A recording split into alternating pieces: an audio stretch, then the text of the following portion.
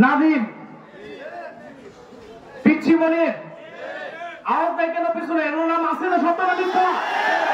সত্য হলে বলবেন, প্রশাসন নোট করে নিয়ে যাবে। একজন অভিযোগ করছেন যে এই চেয়ারম্যান সাহেব যে নামগুলো বলছে ওখানে কেন থানায় তাদের লিস্টের নাম নাই। এখন আপনারা যদি সমর্থন দিন এই নামগুলো দিতে অবশ্যই ওনারা নোট করবে এখানে। আমি আবার বলতেছি, যদি আপনারা আওয়াজ ঠিক মতো দেন তাহলে বলবো যে হ্যাঁ তারা জড়িত। পিচ্ছি মনির, মাসুদ, গোরাজনী, নাদিম, ইমন, শাওন, কালু, এই সবগুলো কি আইনের আওতায় আনা দরকার কি দরকার না? এখানে আমাদের গর্বিত সেনাবাহিনী রয়েছে, ওনারা নোট করতেছে। আমাদের লুৎফুর রহমান ভাই আছেন সহ নোট করে নিয়েছেন। এবং আমরা যারা রাজনৈতিক কর্মী রয়েছি আমাদের অবস্থান স্পষ্ট। সন্ত্রাসীদের, চাঁদাবাজ, মাদক ব্যবসায়ীদের কোনো অবস্থান এই সিলেটিবাদী মহিন বাজার সহ তথা সারা কামনাগি ছাড়া কোনো তাদের অবস্থান হবে না।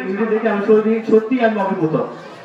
আপনারা যে অন্যায়ের বিরুদ্ধে এক হয়েছেন, এই প্রতিবাদ সমাবেশে যে সবাই আজকে লোকে লোকারণ্য হয়ে গেছে, এটা আসলে আমি মনে করি ওই সমস্ত সন্ত্রাসী, চাঁদাবাজি, মাদক ব্যবসায়ীদের তাদের মাজা কমলকে অর্ধেক ভেঙে দিবে আপনাদের এই উপস্থিতির কারণে।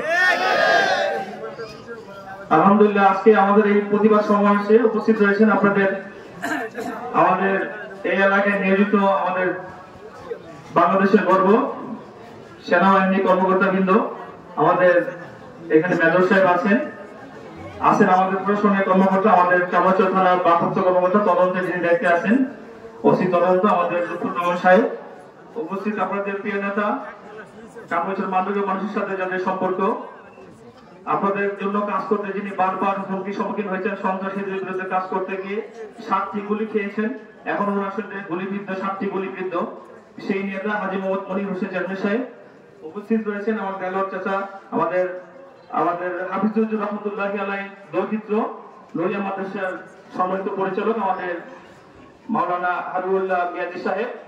আমি প্রথমে আসলে ধন্যবাদ দিতে চাই যারা আয়োজন করেছেন আজকের এই প্রতিবাদ সমাবেশ। দ্বিতীয়ত হচ্ছে যারা উপস্থিত হয়েছেন আপনারা, আসলে আমি সত্যি অভিভূত যে এরকম একটি আয়োজন যে সম্ভব। সন্ত্রাসের বিরুদ্ধে, চাঁদাবাজদের বিরুদ্ধে যে মানুষ একত্রিত হয়, এটা আপনারা আজকে আসামবাসী দেখিয়ে দিয়েছেন। আপনারা জানেন যে এই গত প্রায় 1.5 থেকে 2টি মাস যাবত এই সিলেটি বাজার, আহসানবাগ, মহিনবাগ এলাকায় সন্ত্রাসীদের অভয়ারণ্যে পরিণত হয়েছে, এটা আমরা জানি। এবং আপনারা প্রতিনিয়ত এটার ভুক্তভোগী হচ্ছেন।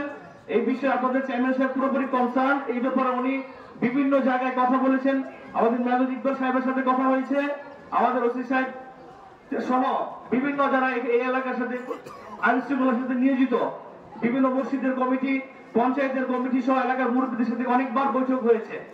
আমরা স্পষ্ট করে বলে দিতে চাই, সন্ত্রাসীদের কোনো দল নাই, আছে? সন্ত্রাসীদের কোনো ধর্ম নাই, তারা দেশ ও জাতির দুশ্মন।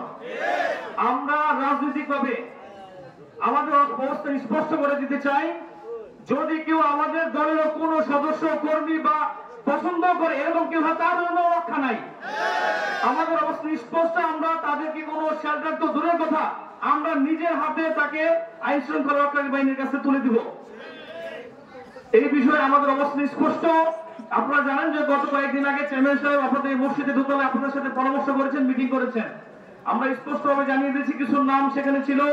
সোনায়ের কুলা মাসুদ, কি ঠিক না ঠিক না বলে? এছাড়াও কিছু নাম আসছে আপনাদের গোরাজনী,